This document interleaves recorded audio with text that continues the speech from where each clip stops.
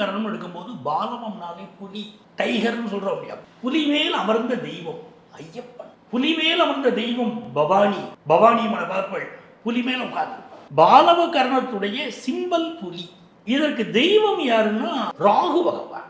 வெள்ளிக்கிழமெல்லாம் இதுக்கு ரொம்ப விசேஷம். இதுக்கு அதிபதி யாரு அப்படின்னு பார்த்தீங்கன்னா தெய்வத்துல பிரம்மா, ஐயப்பனை சொல்றோம். இப்படி நிறைய விஷயங்கள் புலி வைத்துள்ள தெய்வங்களையும் சொல்லலாம், பிரம்மாவையும் சொல்லலாம். இல்ல தன்னுடைய பாக்கெட்ல புலி உடைய படத்தை கூட வச்சுக்கலாம். பணியாற்றக்கூடிய அலுவலகத்துல புலி படம் வச்சுக்கலாம். வீட்டுல உள்ள நுழைஞ்ச உடனே புலி படத்தின் மீது இருக்கக்கூடிய சுவாமி ஐயப்பன், பவானி அம்மன் அப்படி வழிபடலாம். அப்ப சிலருக்கு சந்தேகம் வரும், நாங்க ஐயப்பன் வீட்டுல வச்சு நமஸ்காரம் பண்ணலாமா? தாராளமா பண்ணலாம். பாலவ கரணத்தில் பிறந்தவர்கள் அப்படி வைத்துக் கொண்டால் அற்புதங்கள் நடக்கிறது வாழ்க்கை. இப்ப நிறைய பேருக்கு இந்த சுவாமியை தாண்டி இந்த இதுல எனக்கு நம்பிக்கை குறைவுங்கிறவங்க இந்த நேஷனல் ஜியோகிராபிக்ல புலி நிறைய சண்டை போடுறது, ஓடுறது, இந்த மாதிரி விஷயங்களை பார்த்தாலும் ஆக்டிவேட் ஆகுமா? தாராளமா வெறும் புலி படத்தை வச்சுக்கலாம். நீங்க டிவியில புலி இதை பாருங்க, பார்க்கலாம். அது அடிக்கடி காட்சி பொருளா பார்த்துட்டே இருக்கலாம். அப்போ நீங்க அப்படி பார்த்துட்டு இருந்தாலுமே உங்களுக்கு ஒரு பெரிய வளர்ச்சி. ஸோ பாலவ கரணம் அற்புதமான கரணங்கள். அது குறியீடுங்கிற ஒரு விஷயத்துக்கு இவ்வளோ இம்பார்ட்டன்ஸ்னா